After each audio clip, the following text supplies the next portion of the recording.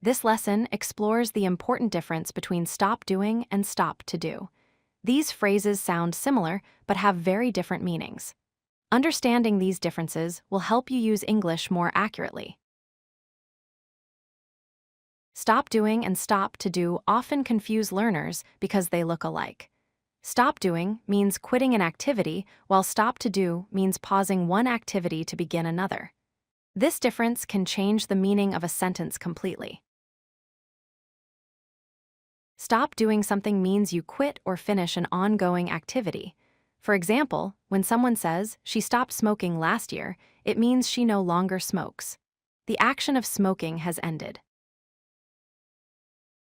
Stop to do something means you pause an activity in order to start a new one. For example, he stopped to smoke means he stopped what he was doing and then began smoking. The activity here is interrupted to do something else. Stop doing means quitting an activity permanently, like stop smoking. Stop to do means pausing one activity to start another, like stop to smoke. Remember, stop doing ends one action. Stop to do has two actions, stopping one and starting another. Here are more examples. My dad stopped smoking a few years ago means he quit smoking. My friend stopped to answer his phone means he paused his current activity to answer his phone. We stopped having lunch means we finished our lunch.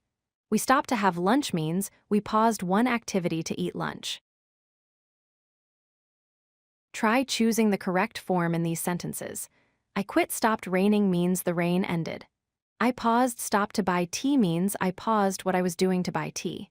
She ended her habit of stopped smoking means she quit smoking.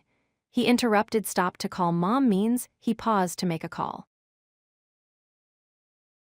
Stop doing something means to finish or quit an activity. Stop to do something means to pause one activity in order to start another. Use the context to decide which to use. Practice these to master the difference and speak English confidently. If you like this video, hit that like button and don't forget to subscribe. Visit CodeLucky.com for more such useful content.